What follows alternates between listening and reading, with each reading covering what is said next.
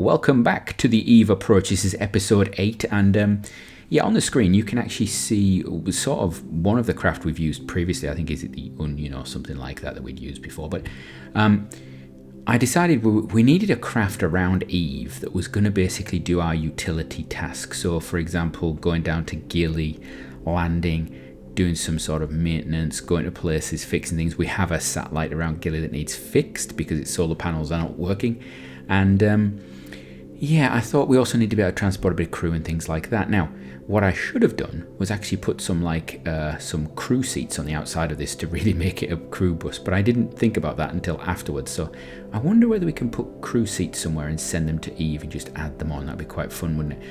As a way of transporting a lot of crew around. So yeah, this episode is a bit of a change of pace, change of break of the series just a little bit, because this is the end of our second wave of launches. This is the final of our second wave of launches. So after this, we're pretty much going to be going for bigger missions. So after this, we've got things like surfaced outposts, sample returns, getting all the crew together and transporting them different places, because we're going to have to do something with that.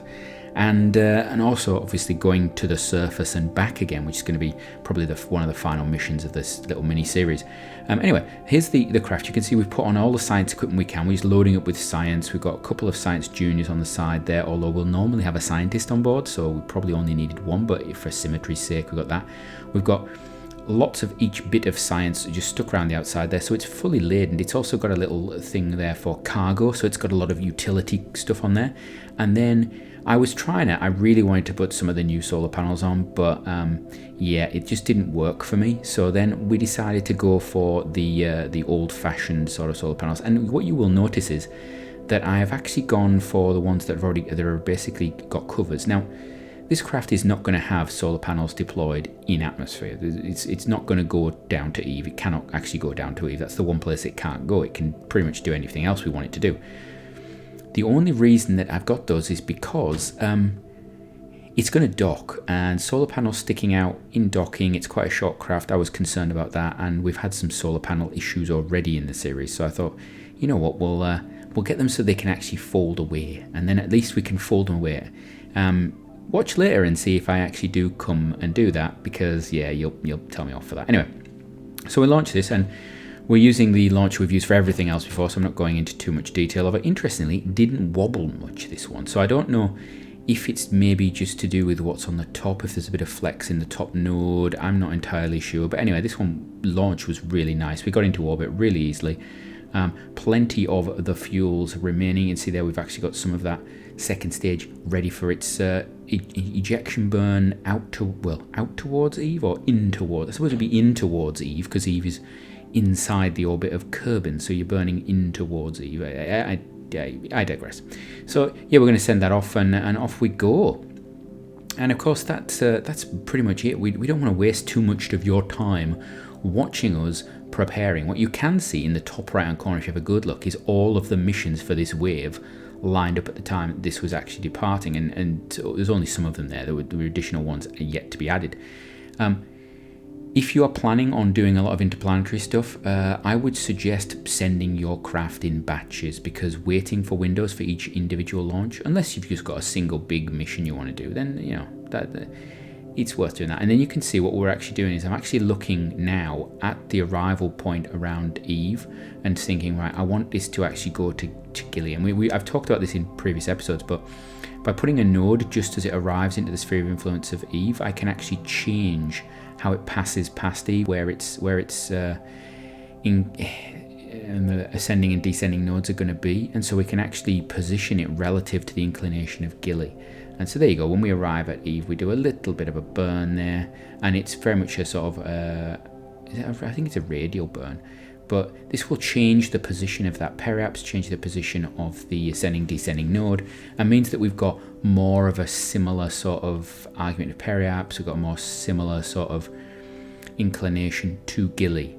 Okay, and then that means when we do our capture burn, we're then just going into the plane of Gilly, and then it just basically becomes, right, we can refine that a little bit, but we're actually not traveling that fast when we're doing it. The burn earlier on is really good if you enter the sphere of influence for something like Eve and you've actually got a very low velocity. It's a very good time to do it. Otherwise, Nice high, wait until you find your ascending or descending node that's reasonably high out and do that. Here you will see the ascending and descending node are not actually that far away from Eve. It's not as far away as you would like, and so because of that, we're actually saved quite a lot of energy doing it. So there we go. Do our final thing, which just refines that so that it's on the same sort of plane as Gilly, and then it's just our usual like sort of semi-docking approach. Here you can see we're actually in quite a sort of an elliptical orbit, which means that when we actually come into the sphere of influence, we're going to be traveling reasonably fast. You can see we're actually only halfway through our orbit here. We're at right angles to the orbit of Gilly. Now, you would not do this ideally. What you'd actually do is bring your periaps down so that it matched the orbit of Gilly almost, and then you would be at your slowest point when you arrived at Gilly, which would then mean that you could quite nicely, and you can see there we had a little glitch with it because there we go, second time round, there we go. It would mean that you'd actually use less delta V, but this thing's got a lot of delta V available to it on that third stage, that transfer stage, so we can actually force it a little bit. Ideally, you probably want to, at the periaps around Eve, bring that down, and it also will probably mean that because you're hanging for longer at that sort of Gilly altitude, it's easier to actually get an interaction than doing this, and this is quite a tough one. And so you can see we're actually doing quite a long burn here. We've got quite a lot of repulsion to go to actually get this, because we've got a lot of energy at the moment going at right angles to where we need to be going at. And so this is actually one of the bigger capture burns that you'll find around Gilly, because we were going very fast. We were just short of actually escape velocity from Eve at that point. So yeah, there you go. And we overburned because, of course, we've got the big engines and we don't need them, and then we just keep going, and we want to get ourselves into an orbit. And what's the next step? Well, this craft is uncrewed. It is robotic at the moment, and I want to put crew on it because we have some tasks it needs to do. This whole mission is about what this craft is going to do. It's going to tidy some things up for us. So this craft is first of all going to dock with our Gilly station, which we have not yet docked with, so this would be a first for us. We also haven't completed a docking around Gilly at all. In fact, I don't think we've done it. We haven't done a docking outside of the Kerbal system, so this is actually a big first for us. And again, nice little rendezvous arrangement there. We're going to drop our periaps down. You see we get the two possible locations. We're going to refine the second one. For some reason, I tend to do my dockings at the second close node, and I'm not sure why. It's just a habit of mine. I just tend to be, that's the one that I focus on, even though it sometimes is the one that you lose. So there we go, do a little bit of thrusting. Oh, where we go. And we're done with that. So we should have a closest approach, and we're going to spin round. And of course, the speed around Gilly is tiny, so we'll get rid of that. We'll get rid of the thing. We could have held on to that and docked with it, but those ways lead to madness, as we all know. In the past, we've had bad experiences. So there we go. And we could use the main engines for this, but alternatively, we could use RCS. There is not a big requirement here.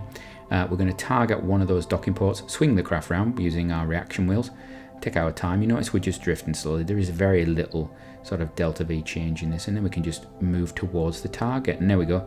A little bit of time warp, and it's a very sort of, for me, it was a very relaxed docking. Actually, I did not expect it to be quite this easy. We had a little wobble, which was alignment of the docking ports, which in reality I should have actually fixed, but I didn't. I just let the two wobble, turned off the SAS and whatnot, and it slides into position. There you go, a bit of wobble, but fine. We can transfer some fuel over. You can see we kept that orange tank on the bottom there still. Transfer some fuel over to our little landy curve, our little, I'm calling it the Gilly Explorer, I think. I think the little craft we've got is the Gilly Explorer, so it's getting a little bit of whatnot. We let the sunlight come around the side of Gilly so that number one, we've got signal, number two, we've got electricity, because that's always helpful. And we're going to do a little bit of sciencey transmission and all sorts of stuff that while we're there, because, you know, we might as well. We check about the equipment we've got, if we've got everything on board we need, and then it's about transferring crew. So we have transferred over Bill and Bob. So we've got an engineer and a scientist. We don't need a pilot, ironically, because we have a probe core on there, one of the most advanced probe cores we can have, because we've unlocked them now, obviously. So it will actually allow us, if we come back onto the main screen, you can see all the things that it does. But now what we're going to do is we're going to go and, well, I was going to say dock. And originally when I was building this, I thought about putting a claw on the end of it for rendezvousing for this particular mission.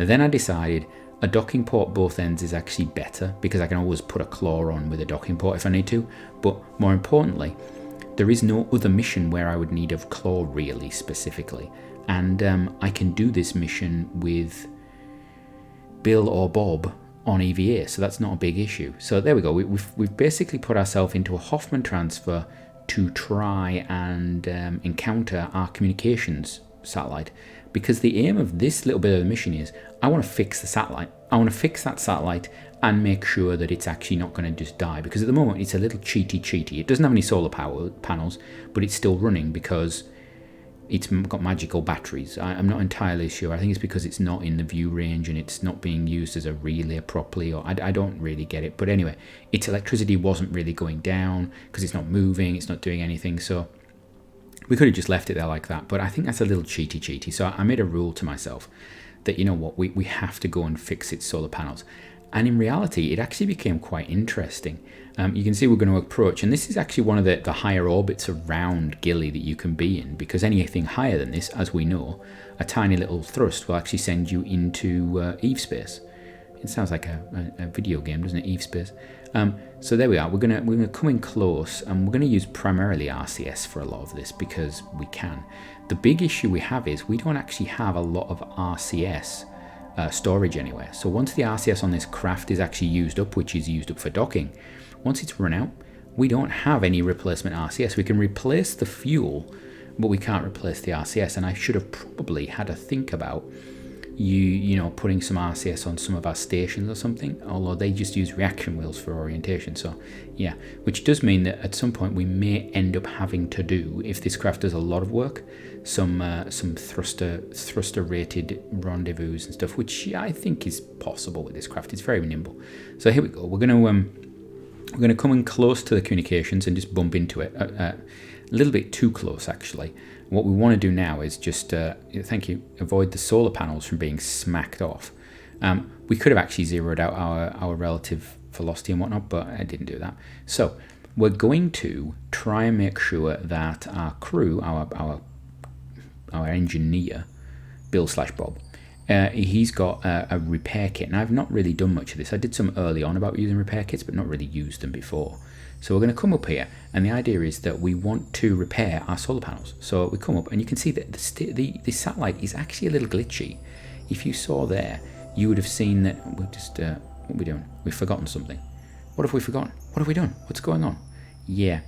The first thing I thought I'd do is, can I actually control these? There we go. We actually did it really quickly. Look at that.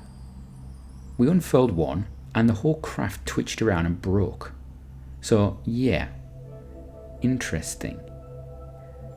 The whole of the satellite is basically misaligned. You can see it's almost like the whole thing has gone through a Kraken attack, and I'm not entirely sure why, but we managed to get one of the solar panels to deploy without breaking, and I'm happy with that. We only need the one panel.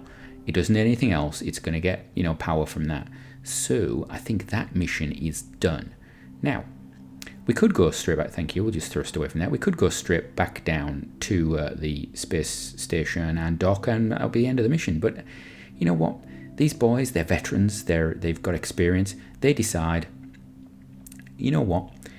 We've got a probe that's been down on Gilly now for about 2 or 3 years. It's worth us having a look at what's going on with it, because, you know, we've got a surface base down there. If the whole bottom of this thing is rusted to God knows what, and it's falling to bits and the radiation has damaged it and whatnot, we should really know that before we try and keep that surface base down on Gilly. There might be something horrible with Gilly. It might be that the rock eats metal or something. We don't know. We're not sure. We haven't really tested it. We need to go and have a look at our little craft down there. Plus also it's got some science on board. And because we have a scientist, we can actually reset the science. And this is the fun bit. We can reset the science, get it to run again, then collect the science, put it on board our craft, reset the science again, keep doing that, reuse, all that sort of stuff, take it back. Now, equally, I do know that our lander here, the Gilly Explorer, does actually have its own science equipment on board, and I could just land it anywhere. But I like the idea of getting samples from our old craft. It's like going to, you know, Viking on Mars or something like that, and getting a look at it, taking a plaque. I know there was a talk when many years ago about first humans to Mars, and there was a talk of landing near Viking so that they could actually take samples of it back and assess its sort of how it's done and things like that. And I know that when they went to the moon, for example, so one of the Apollo missions landed near one of the surveyor crafts, so they could actually look at some of the materials. And if you Google it, don't do it now though because you're watching this video obviously, but if you actually if you Google it, there'll be some YouTube videos, and is it JPL or someone like that has got the sections of it, and they regularly cut sections out of this metal and look at how it was affected by being on the surface of the moon for X amount of time and things like that.